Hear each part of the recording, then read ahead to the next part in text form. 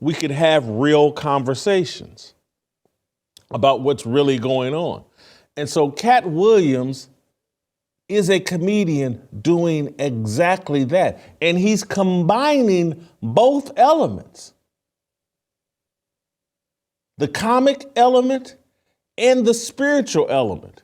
He's forcing us to have real conversations about what's really going on in American society. I wish he didn't cuss as much as he did. I wish he didn't use the N-word, but those are all just minor complaints. This dude is leading us in a conversation we need to have. And I say that I thought it was great what he did on Shannon Sharp's show, but I think it's even better what he just did on Joe Rogan's show, because Joe Rogan's also a comedian, and Joe Rogan's also very smart, just like Katt Williams. And so they could have a different conversation than what Katt and Shannon Sharp were having. And I'm not saying that Shannon Sharp is stupid. What I'm saying is Shannon Sharp can't have the conversation that Katt Williams really wants to have and that he's promoting, but Joe Rogan can. And so I want to play this clip of Katt talking about transgenderism. This is amazing, and it opens up the room for all the rest of us to finally have this conversation. Play the clip. Propaganda in Hollywood movies is built into the ingredients list. It's like, if you want flour, you need wheat. You're going to have to get the wheat. And if you want to be able to make movies about certain subjects, you have to be willing to work with some people that, it would be nice if you made it so that this is what we're trying to accomplish, and this is showing the negative side of this other society, and this is and this is our hero. This is our hero who's going to go do America's bidding and go over there, and you're like, okay. And those movies are successful, and so they continue this relationship, and you become a bit of a propaganda arm for the government. And in turn, they don't with you. Right. But that's what makes information so powerful is, you don't care how people feel about the ritual. It's about does following the ritual work. Yeah. And so you can fool yourself into thinking there isn't one, but the evidence will be clear. So like when I be like, oh, these guys are wearing dresses, and everybody's like, oh, he keeps talking about people wearing dresses. No, it's not. That is a weird thing. It's not like that. Look at it from a different way. Look at it. Show me one person that ever wore a dress in Hollywood unsuccessfully. That's how you understand what a ritual is. So 20 years ago, I knew that transgenders was going to be a thing. It wasn't because I was a prophet. It's just I had gotten so much information that I understood that things are secular. So I understood that the earliest I had seen that word transgender was Baphomet, the transgender. And so I knew that in the ritual of Baphomet, the transgender, to show allegiance to him, you had to kiss his ass ring. Really? And it said both of those things. So I knew that both of those things would become popular in the future, and that somehow calling people the goat would be normalized over the sheep being always the most popular reference. Why is that important? And many of you know that it is. But here's a comedian who's a believer, Katt Williams, talking to another comedian who is either has been an atheist or agnostic, and he's talking to him about like the satanic energy that is overtaking global culture and American culture, and certainly Hollywood culture. And so he's engaged Joe Rogan in a spiritual conversation. If you've been following this show for the last 3 years, if you've been following my work for the last 7, 8 years, that's what I've been talking about. If remember when Tucker Carlson was on Fox News, and the last 5 years he was on Fox News, I would always come on talking about like, no, there's a spiritual war going on here. This is a battle of good versus evil. And they've changed up my Wikipedia page now to mention that like, Whitlock has said that a lot of what liberalism or the left does is satanic. I'm known for that. And I've been trying to push this conversation to get people to understand what's going on here. We're not in a political war. We're in a spiritual war. And to see Katt Williams, a comedian, leading this conversation, and to see Joe Rogan open to this conversation, it gives me hope that there's an awakening going on. And so early in February, Joe Rogan, I believe, had Aaron Rodgers on. And Aaron Rodgers and Joe Rogan got off into a conversation where Joe Rogan, maybe a little bit jokingly, maybe not, but Joe Rogan started talking about that we need Jesus. Let's play the clip and take a listen. But I think as time rolls on, people are going to understand the need to have some sort of divine structure to things, some sort of belief in the sanctity of love and of truth. And a lot of that comes from religion. A lot of people's moral compass and the guidelines that they've used to follow to live a just and righteous life has come from religion.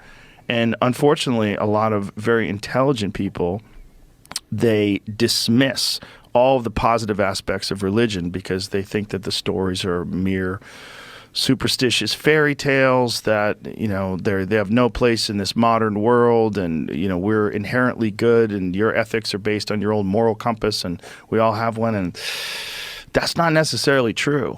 We need Jesus. I think, for real. Like, if he came back now, it'd be great. Like, Jesus, if you're thinking about coming back right now, now's a good time. Yeah, pretty soon. Yeah. Now's a good time.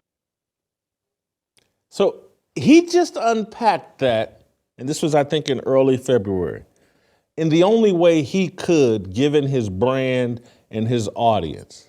He's laughing. He's, you know, is he being serious? Is he no, he's figured it out. He's smart enough. And remember, I've been saying for more than a year, and I apologize for referencing that, you know, I've been saying this because it sounds like I want credit. I just want you all to understand what I've been trying to do and what we have been trying to do with this whole Fearless movement and this entire Fearless show.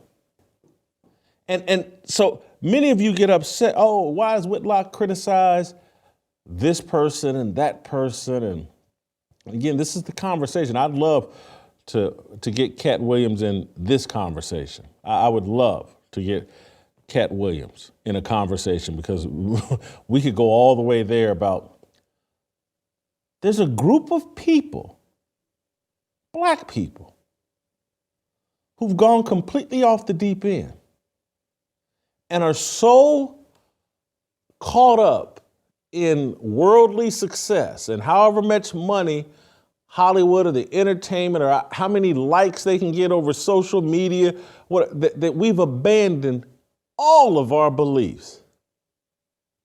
All of them. We've gone off the deep end. And y'all get upset with me for pointing out, like, are you not looking at the pattern here? These rituals that Katt Williams is talking about? Because there's more than one way to put on a dress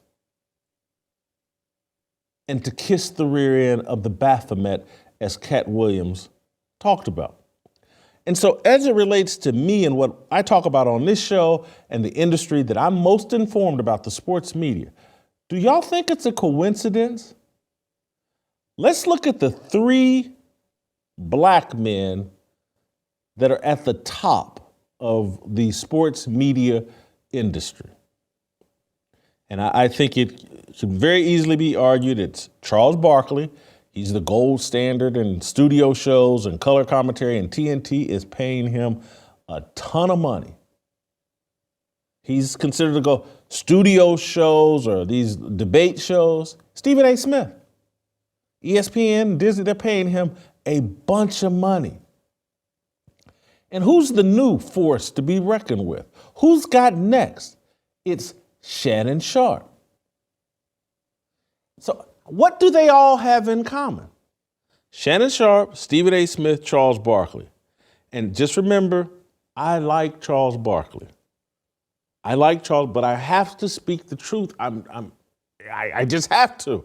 And I got to let the chips fall where they may. And I would love for Charles Barkley, Stephen A. Smith, and Shannon Sharpe just to answer the question, are you kissing the rear end of the Baphomet? Are you? I mean, how can all 3 of you? These guys are all in my age set, and I've known all of them for a long time. I'm standing in the exact same place I was when I met all 3 of them. Where are they standing? Have they moved? Have they gone off the deep end? Listen to Shannon Sharpe and Stephen A. Smith talk about the gays and the transgenders. You know, people are being really harsh. I'm a big proponent of gay, transgender people. There's a lot of hate and discrimination going on against gay and transgender people. Because I want to make sure I stand up for those people. Because, there are very few people who are going to have enough power to stand up for those type of people. I am a fiscal conservative and a social liberal, which makes me an independent. I'm all for liberalism. On the social side, I'm about gay rights, transgender rights, et cetera, pro-choice. I'm all about gay rights, transgender rights, and I'm pro-killing babies in the womb. He's tossing the salad of the Baphomet with those words. That's what verbal salad tossing sounds like. Charles Barkley doing the exact same thing. Shannon Sharpe. This man, professional football player, I've known Shannon for a long time. This man front and centered himself with his gay stylist. I can't remember the dude's name, but he had Hollywood something. That's his nickname, Hollywood. This has to be a ritual. Who does this? What father, what parent, what grown man in his 50s says, you know what, I'm going to get brand new and I'm going to parade around at Lakers games and everywhere I can for a year solid with my gay stylist, Hollywood, who has already been sexually connected to Kerry Rhodes, an NFL safety, and some Dallas Cowboys wide receiver at some point. Everybody, this was Hollywood's reputation.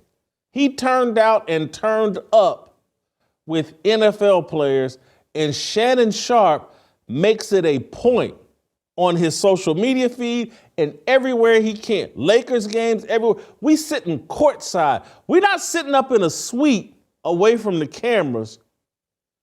We sitting courtside like Jay and Bay. Who does this? It's a ritual. There's more ways to put the dress on. And y'all get upset with me, or some of y'all get upset with me for pointing it out, that there are people caught up in this spiritual war and they're on the wrong side and team. And y'all keep trying to pick sides and teams based on skin color. And that's blinding you from the truth. Just because someone's black and they're doing a full-on salad tossing with the Baphomet, their black skin does not immunize them, does not legitimize them. It doesn't make them right. This is a ritual. We're in a good versus evil battle. And I'm sorry if I'm spending the time pointing out to you, like, these guys ain't on the right team. You can get mad at me all you want, but you're really just telling on yourself, saying, you know what? I want to be on the Baphomet team. How can I toss his salad and get some of them tight clothes that Shannon Sharp wears, the jewelry that any of these guys wear? You're willing to do anything. And so I just want to hat tip Katt Williams for creating the space to have this conversation.